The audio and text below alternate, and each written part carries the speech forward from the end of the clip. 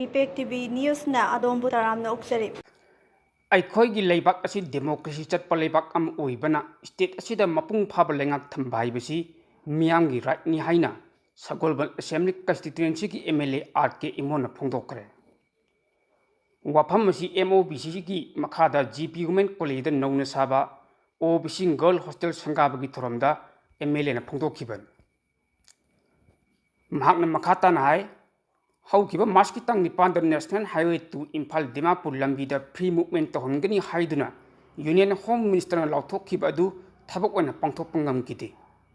ꯃꯗꯨꯅ ꯃꯅꯤꯄꯨꯔꯗ ꯃꯍꯧꯁꯥꯒꯤ ꯐꯤꯕꯝꯗ ꯍꯟꯖꯤꯜꯂꯛꯅꯕ ꯁꯥꯟꯇꯤꯒꯤ ꯋꯥꯔꯤ ꯁꯥꯅꯗꯨꯅ ꯅꯦꯁꯅꯦꯜ ꯍꯥꯏꯋꯦꯁꯤꯡ ꯑꯄꯟꯕ ꯂꯩꯇꯅ ꯃꯍꯧꯁꯥꯒꯨꯝ ꯆꯠꯊꯣꯛ ꯆꯠꯁꯤꯟ ꯌꯥꯍꯟꯕꯤꯅꯕ ꯊꯕꯛ ꯄꯥꯏꯈꯠꯄꯤꯌꯨ ꯍꯥꯏꯗꯨꯅ ꯒꯕꯔꯅꯔꯗ ꯇꯛꯁꯤꯜꯂꯝꯈꯤ꯫ ꯂꯣꯏꯅꯅ ꯒꯕꯔꯅꯔꯅꯁꯨ ꯊꯕꯛ ꯑꯣꯏꯅ ꯄꯥꯡꯊꯣꯛꯅꯅꯕ ꯌꯥꯝꯅ ꯀꯟꯅ ꯍꯣꯠꯅꯔꯤ ꯍꯥꯏꯕ ꯋꯥꯐꯝꯁꯨ MLAꯁꯤꯡꯗ ꯐꯣꯡꯗꯣꯔꯛꯈꯤ ꯍꯥꯏꯕ ꯋꯥꯐꯝ ꯄꯥꯎꯃꯤꯁꯤꯡꯗ ꯐꯣꯡꯗꯣꯛꯈꯤ꯫ MLAꯅ ꯄꯥꯎꯃꯤꯁꯤꯡꯗ ꯐꯣꯡꯗꯣꯛꯈꯤꯕ ꯑꯗꯨꯗ ꯃꯈꯥ ꯇꯥꯅ ꯄ꯭ꯔꯁꯤꯗꯦꯟꯠ ꯔꯨꯜ ꯂꯩꯉꯥꯛ ꯑꯁꯤꯅ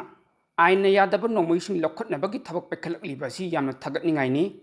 ꯑꯗꯨꯕꯨ ꯀꯨꯀꯤ ꯃꯤꯂꯤꯇꯦꯟꯠ ꯈꯔꯅ ꯉꯔꯥꯡ ꯅꯍꯥꯟ ꯅꯣꯡꯃꯩ ꯌꯥꯜꯂꯒ ꯁꯂꯥꯏ ꯇꯔꯦꯠꯀꯤ ꯐꯤꯔꯥꯜꯗ ꯊꯋꯥꯏ ꯎꯁꯤꯠꯇꯕ ꯎꯠꯄꯒꯤ ꯃꯑꯣꯡꯗ ꯚꯤꯗꯤꯑꯣ ꯑꯃ ꯊꯥꯒꯠꯂꯛꯈꯤꯕꯗꯨ ꯌꯥꯅꯤꯡꯗꯦ꯫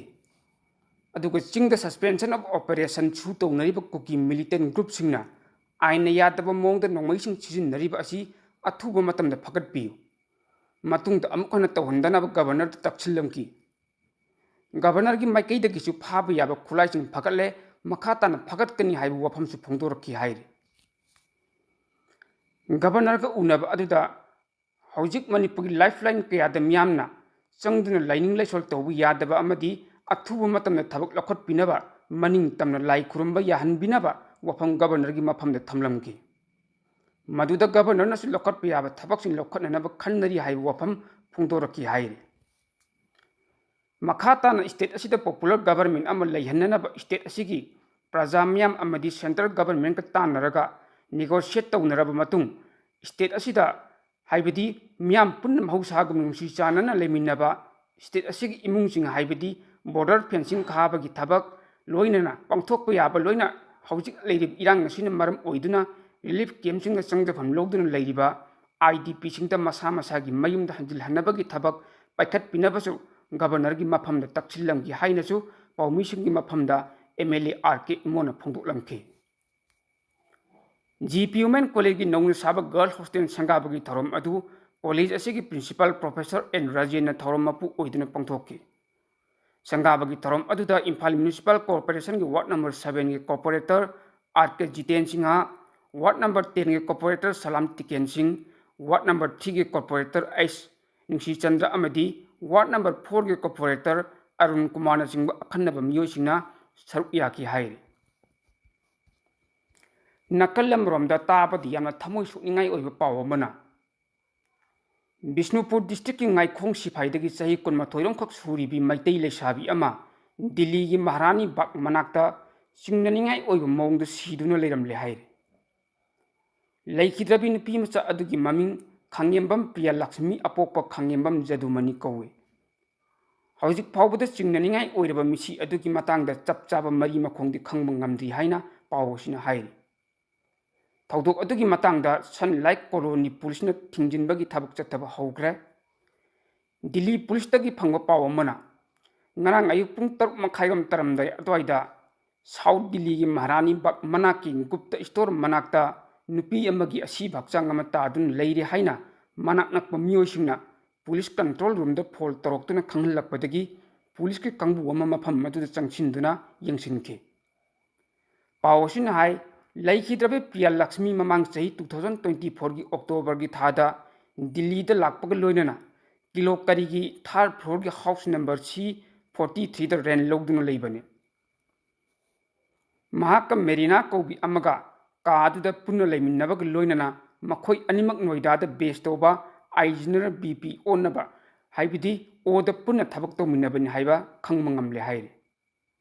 ꯃꯍꯥꯛ ꯃꯇꯧ ꯀꯔꯝ ꯂꯩꯈꯤꯗꯕꯅꯣ ꯍꯥꯏꯕ ꯆꯞ ꯆꯥꯅ ꯈꯪꯕ ꯉꯝꯗ꯭ꯔꯕꯁꯨ ꯊꯧꯗꯣꯛ ꯑꯗꯨꯒꯤ ꯃꯇꯥꯡꯗ ꯐꯪꯕ ꯑꯇꯣꯞꯄ ꯄꯥꯎꯒꯤ ꯃꯇꯨꯡ ꯏꯟꯅꯗꯤ ꯃꯍꯥꯛꯅ ꯂꯩꯔꯤꯕ ꯕꯤꯜꯗꯤꯡ ꯑꯗꯨꯒꯤ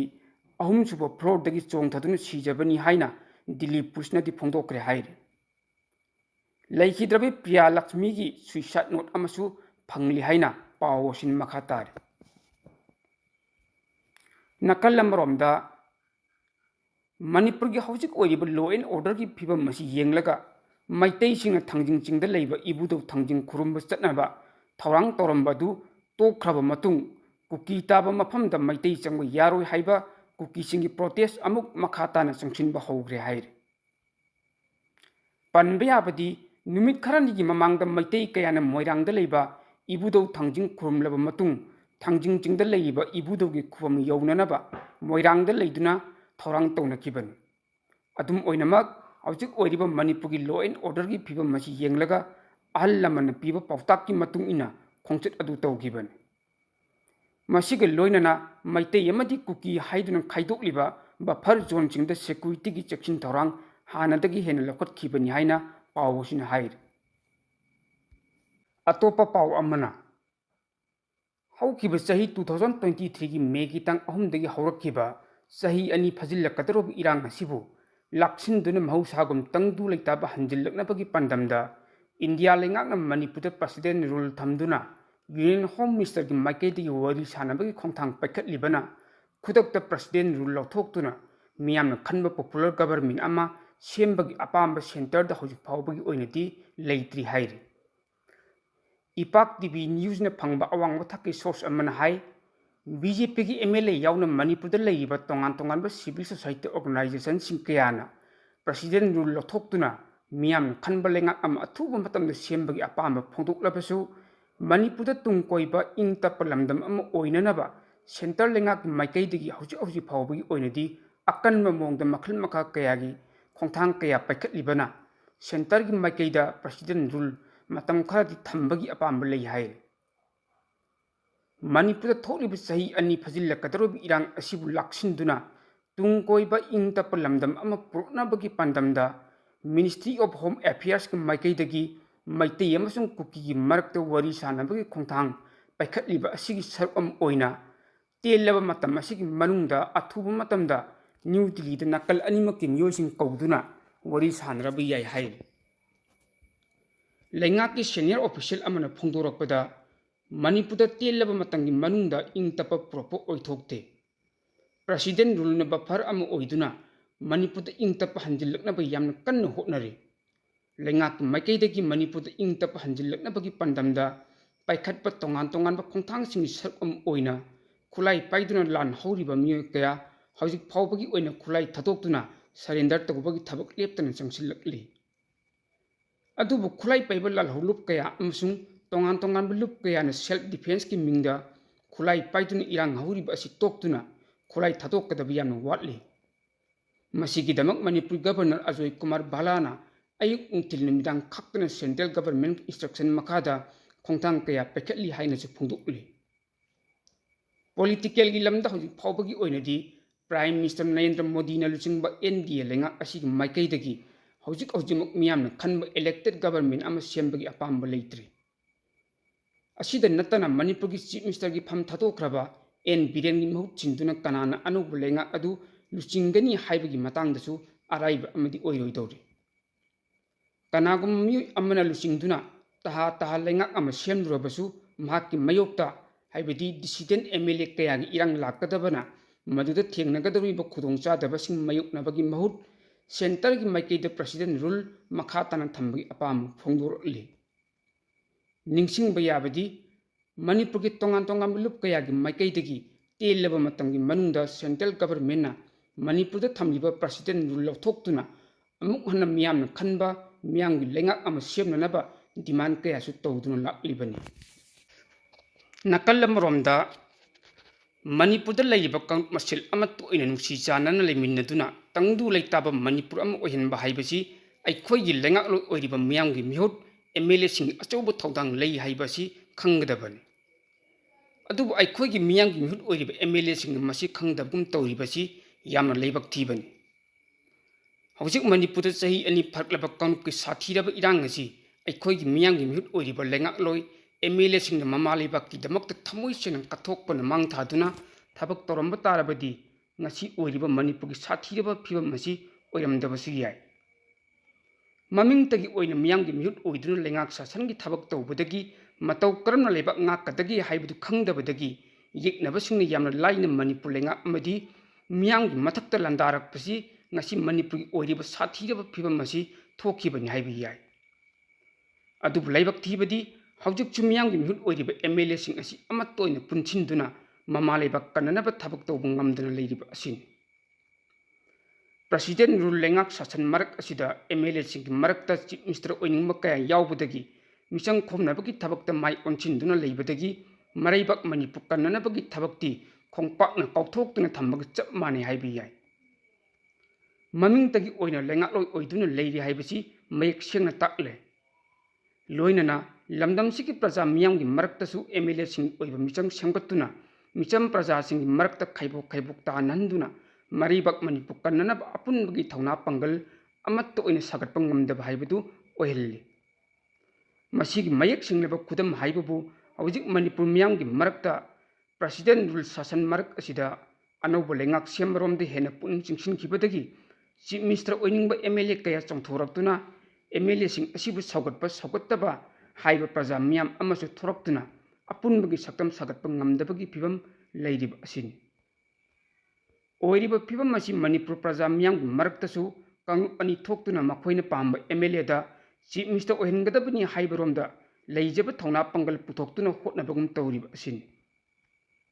ꯑꯁꯤꯒꯨꯝꯕ ꯊꯧꯑꯣꯡ ꯑꯁꯤꯅ ꯃꯅꯤꯄꯨꯔ ꯊꯨꯒꯥꯏꯅꯅꯕ ꯊꯣꯔꯛꯂꯤꯕ ꯑꯐꯣꯡꯕ ꯌꯦꯛꯅꯕ ꯃꯁꯛ ꯇꯁꯦꯡꯅ ꯈꯪꯂꯕꯁꯨ ꯉꯁꯤ ꯐꯥꯎꯕꯗ ꯃꯈꯣꯏꯕꯨ ꯃꯥꯏꯊꯤꯕ ꯄꯤꯕ ꯉꯝꯗꯅ ꯆꯍꯤ ꯑꯅꯤꯔꯣꯝ ꯂꯩꯔꯛꯂꯤꯕ ꯑꯁꯤꯅꯤ ꯄꯨꯝꯅꯃꯛ ꯑꯁꯤꯒꯤ ꯃꯊꯛꯇ ꯃꯅꯤꯄꯨꯔꯗ ꯂꯩꯔꯤꯕ ꯂꯥꯏꯔꯤꯛ ꯂꯥꯏꯁꯨ ꯍꯩꯔꯕ ꯃꯤꯑꯣꯏꯁꯤꯡꯅꯁꯨ ꯃꯅꯤꯄꯨꯔꯒꯤ ꯍꯧꯖꯤꯛ ꯑꯣꯏꯔꯤꯕ ꯁꯥꯊꯤꯔꯕ ꯐꯤꯕꯝ ꯑꯁꯤꯗ ꯃꯈꯣꯏꯒꯤ ꯂꯧꯐꯝ ꯊꯣꯛꯄ ꯊꯧꯗꯥꯡ ꯑꯗꯨ ꯂꯧꯕ ꯉꯝꯗꯅ ꯂꯩꯔꯤꯕ ꯑꯁꯤ ꯀꯔꯤꯒꯤꯅꯣ ꯍꯥꯏꯕ ꯃꯅꯤꯄꯨꯔ ꯃꯤꯌꯥꯝꯒꯤ ꯋꯥꯍꯪ ꯑꯃꯁꯨ ꯊꯣꯔꯛꯂꯤꯕꯅꯤ ꯃꯗꯨꯅ ꯃꯅꯤꯄꯨꯔꯗ ꯊꯣꯛꯂꯤꯕ ꯂꯥꯜ ꯑꯁꯤ ꯂꯣꯏꯁꯤꯟꯅꯅꯕ ꯍꯣꯠꯅꯒꯦ ꯍꯥꯏꯕ ꯇꯥꯔꯕꯗꯤ ꯂꯝꯗꯝ ꯑꯁꯤꯗ ꯂꯩꯔꯤꯕ ꯂꯥꯏꯔꯤꯛ ꯂꯥꯏꯁꯨ ꯍꯩꯔꯕ ꯃꯔꯩꯕꯥꯛ ꯅꯤꯡꯕꯅꯤ ꯍꯥꯏꯗꯨꯅ ꯂꯩꯔꯤꯕ ꯂꯣꯏꯅꯅ ꯇꯣꯉꯥꯟ ꯇꯣꯉꯥꯟꯕ ꯁꯤꯑꯣꯁꯤꯁꯤꯡ ꯃꯌꯥꯝ ꯄꯨꯟꯁꯤꯟꯗꯨꯅ ꯑꯃꯠꯇ ꯑꯣꯏꯅ ꯃꯔꯩꯕꯥꯛ ꯃꯅꯤꯄꯨꯔ ꯀꯟꯅꯅꯕ ꯂꯧꯐꯝ ꯊꯣꯛꯄ ꯊꯧꯗꯥꯡ ꯑꯗꯨ ꯂꯧꯕ ꯆꯨꯝꯒꯅꯤ ꯑꯗꯨꯒ ꯃꯤꯌꯥꯝꯒꯤ ꯃꯤꯍꯨꯠ ꯑꯣꯏꯔꯤꯕ MLAꯁꯤꯡꯅ ꯃꯈꯣꯏꯒꯤ ꯑꯣꯏꯖꯕꯅ ꯃꯥꯡ ꯊꯥꯗꯨꯅ ꯃꯅꯤꯄꯨꯔ ꯀꯟꯅꯅꯕꯒꯤ ꯊꯕꯛꯅ ꯇꯨꯡꯑꯣꯏꯅꯅ ꯊꯝꯂꯒ ꯃꯤꯆꯝ ꯄ꯭ꯔꯖꯥꯁꯤꯡ ꯃꯔꯛꯇ ꯍꯨ ꯀꯥꯝꯁꯤꯟꯗꯨꯅ ꯃꯈꯣꯏꯒꯤ ꯃꯤꯆꯪ ꯁꯥꯒꯠꯅꯕ ꯍꯣꯠꯅꯕ ꯑꯁꯤꯁꯨ ꯃꯤꯌꯥꯝꯅ ꯇꯝꯕꯤꯐꯝ ꯊꯣꯛꯄ ꯄꯔꯥ ꯑꯗꯨ ꯆꯞ ꯆꯥꯅ ꯇꯝꯕꯤꯗꯨꯅ ꯇꯣꯛꯍꯟꯕ ꯃꯊꯧ ꯇꯥꯏ ꯂꯣꯏꯅꯅ ꯃꯅꯤꯄꯨꯔꯗ ꯃꯁꯤꯡ ꯈꯪꯗꯅ ꯂꯩꯔꯤꯕ ꯂꯨꯞꯁꯤꯡ ꯑꯁꯤ ꯑꯃꯒ ꯄꯨꯟꯁꯤꯟꯗꯨꯅ ꯊꯕꯛ ꯇꯧꯃꯤꯟꯅꯕ ꯃꯔꯩꯕꯥꯛ ꯃꯅꯤꯄꯨꯔ ꯀꯟꯅꯅꯕꯒꯤ ꯊꯕꯛꯇ ꯑꯄꯨꯟꯕꯒꯤ ꯊꯧꯅꯥ ꯂꯤꯡꯖꯦꯜ ꯑꯗꯨ ꯁꯥꯒꯠꯇꯨꯅ ꯂꯧꯐꯝ ꯊꯣꯛꯄ ꯊꯧꯗꯥꯡꯁꯤꯡ ꯑꯗꯨ ꯂꯧꯃꯤꯟꯅꯕ ꯃꯊꯧ ꯇꯥꯏ ꯃꯅꯤꯄꯨꯔꯒꯤ ꯃꯤꯌꯥꯝ ꯑꯃꯗꯤ ꯑꯩꯈꯣꯏꯒꯤ ꯂꯩꯉꯥꯛꯂꯣꯏꯁꯤꯡ ꯑꯣꯏꯔꯤꯕ MLAꯁꯤꯡꯅ ꯈꯪꯖꯤꯟꯒꯗꯕꯗꯤ ꯑꯋꯥꯡ ꯅꯣꯡꯄꯣꯛ ꯁ꯭ꯇꯦꯠꯁꯤꯡꯒꯤ ꯃꯅꯨꯡꯗ ꯃꯤꯖꯣꯔꯥꯝꯒꯤ ꯃꯤꯌꯥꯝꯗꯒꯤ ꯇꯝꯖꯅꯤꯡꯉꯥꯏ ꯑꯣꯏꯕ ꯑꯃ ꯂꯩ ꯍꯥꯏꯕꯁꯤꯅꯤ ꯇꯝꯖꯅꯤꯡꯉꯥꯏ ꯑꯗꯨ ꯀꯔꯤꯅꯣ ꯍꯥꯏꯕ ꯇꯥꯔꯕꯗꯤ ꯃꯤꯖꯣꯔꯥꯝꯗ ꯂꯨꯞ ꯃꯁꯤꯡ ꯌꯥꯝꯅ ꯂꯩꯇꯦ ꯁꯨꯞꯅꯇꯪ ꯌꯪ ꯃꯤꯖꯣ ꯑꯦꯁꯣꯁꯤꯌꯦꯁꯟ ꯍꯥꯏꯕ ꯑꯁꯤ ꯈꯛꯇꯅ ꯃꯤꯖꯣꯔꯥꯝ ꯑꯄꯨꯟꯕꯒꯤ ꯑꯦꯁꯣꯁꯤꯌꯦꯁꯟ ꯑꯃ ꯍꯥꯏꯕꯗꯨ ꯑꯣꯏꯗꯨꯅ ꯂꯩꯔꯤꯕ ꯑꯁꯤꯅꯤ ꯍꯥꯏꯕꯗꯤ ꯍꯥꯏꯔꯤꯕ ꯂꯨꯞ ꯑꯁꯤꯅ ꯇꯥꯈꯤꯕ ꯋꯥꯔꯦꯞꯁꯤꯡ ꯑꯗꯨ ꯃꯤꯖꯣꯔꯥꯝꯒꯤ ꯄ꯭ꯔꯖꯥ ꯃꯤꯌꯥꯝꯅ ꯉꯥꯛꯅ ꯑꯗꯨꯃꯛ ꯆꯠꯅꯩ ꯃꯗꯨꯅ ꯃꯤꯖꯣꯔꯥꯝꯒꯤ ꯄ꯭ꯔꯖꯥꯁꯤꯡꯒꯤ ꯃꯔꯛꯇ ꯑꯃꯒ ꯃꯨꯛꯅꯗꯨꯅ ꯌꯦꯡꯊꯤꯅꯕꯒꯤ ꯋꯥꯐꯝ ꯂꯩꯇꯦ ꯃꯗꯨꯅ ꯑꯁꯤꯒꯨꯝꯕ ꯂꯨꯞ ꯃꯁꯤꯡ ꯌꯥꯝꯗꯕ ꯑꯃꯈꯛꯇꯅ ꯂꯩꯕꯥꯛ ꯃꯤꯌꯥꯝꯒꯤ ꯑꯣꯏꯕ ꯊꯕꯛ ꯃꯁꯛ ꯊꯣꯛꯅ ꯄꯥꯡꯊꯣꯛꯄ ꯉꯝꯕꯒꯤ ꯑꯐꯕ ꯃꯇꯧ ꯑꯁꯤ ꯑꯩꯈꯣꯏꯅ ꯇꯝꯐꯝ ꯊꯣꯛꯏ ꯃꯗꯨꯅ ꯃꯅꯤꯄꯨꯔꯗ ꯂꯩꯔꯤꯕ ꯂꯨꯞꯁꯤꯡ ꯑꯃꯠꯇ ꯑꯣꯏꯅ ꯄꯨꯟꯁꯤꯟꯗꯨꯅ ꯃꯅꯤꯄꯨꯔ ꯀꯟꯅꯅꯕ ꯍꯣꯠꯅꯕ ꯃꯊꯧ ꯇꯥꯏ ꯂꯣꯏꯅꯅ ꯃꯤꯌꯥꯝꯒꯤ ꯃꯤꯍꯨꯠ ꯑꯣꯏꯔꯤꯕ MLAꯁꯤꯡꯅꯁꯨ ꯑꯃꯠꯇ ꯑꯣꯏꯅ ꯄꯨꯟꯁꯤꯟꯗꯨꯅ ꯍꯧꯖꯤꯛ ꯊꯣꯛꯂꯤꯕ ꯃꯩꯇꯩ ꯑꯃꯗꯤ ꯀꯨꯀꯤꯒꯤ ꯂꯥꯜ ꯑꯁꯤ ꯂꯣꯏꯁꯤꯟꯅꯅꯕ ꯂꯧꯐꯝ ꯊꯣꯛꯄ ꯊꯧꯗꯥꯡꯁꯤꯡ ꯑꯗꯨ ꯂꯧꯕ ꯉꯝꯕ ꯃꯊꯧ ꯇꯥꯏ ꯃꯤꯌꯥꯝꯒꯤ ꯃꯤꯍꯨꯠ ꯑꯣꯏꯔꯕꯗꯤ ꯃꯤꯌꯥꯝꯒꯤ ꯏꯍꯨꯜ ꯈꯪꯅ ꯊꯕꯛ ꯇꯧꯕꯤꯌꯨ ꯍꯥꯏꯕꯁꯤ ꯃꯤꯌꯥꯝ ꯄ꯭ꯔꯖꯥꯒꯤ ꯑꯄꯥꯝꯕꯅꯤ ꯃꯥꯂꯦꯝꯒꯤ ꯇꯣꯉꯥꯟ ꯃꯐꯝꯗ ꯊꯣꯛꯄ ꯊꯧꯗꯣꯛ ꯋꯥꯊꯣꯛꯁꯤꯡꯕꯨ ꯃꯤꯌꯥꯝꯗ ꯌꯧꯍꯟꯗꯨꯅ ꯃꯤꯌꯥꯝꯒꯤ ꯃꯤꯠ ꯅꯥꯀꯣꯡ ꯑꯣꯏꯍꯜꯂꯤꯕ ꯏꯄꯥꯛ TV ꯅ꯭ꯌꯨꯁ ꯍꯥꯏꯕ ꯅ꯭ꯌꯨꯁ ꯅꯦꯠꯋꯥꯔꯛꯀꯤ YouTube ꯆꯦꯅꯦꯜ ꯑꯃꯗꯤ Facebook ꯄꯦꯖ ꯑꯁꯤꯕꯨ ꯑꯗꯣꯝꯅ ꯂꯥꯏꯛ ꯁꯤꯌꯔ ꯀꯃꯦꯟ ꯐꯣꯂꯣ ꯑꯃꯗꯤ ꯁꯕꯁꯀ꯭ꯔꯥꯏꯕ ꯇꯧꯕꯤꯗꯨꯅ ꯇꯨꯡ ꯀꯣꯏꯅ ꯃꯤꯌꯥꯝꯒꯤ ꯁꯦꯕꯥ ꯇꯧꯕ ꯉꯝꯅꯅꯕ ꯁꯄꯣꯔꯠ ꯇꯧꯕꯤꯌꯨ ꯍꯥꯏꯖꯔꯤ The EPAC Group of News was set up on 7th of July 2017 as a news networking body. Now it completes 7 years in service. Under the aegis of EPAC Group of News, one news networking YouTube channel and Facebook page called EPAC TV News has been set up in the year 2021. It is providing news throughout the world day and night. Seder Maibam is the managing director cum editor of the EPAC TV News.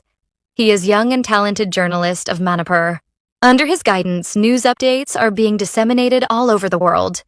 Both YouTube channel and Facebook page of the EPAC TV News becomes a successful news channel. It is due the full cooperation of the people. The news channel seeks support of the people. People may subscribe, like, share, and follow it, so that it can serve the people further. The EPAC TV News. Once again, thanks the supporters.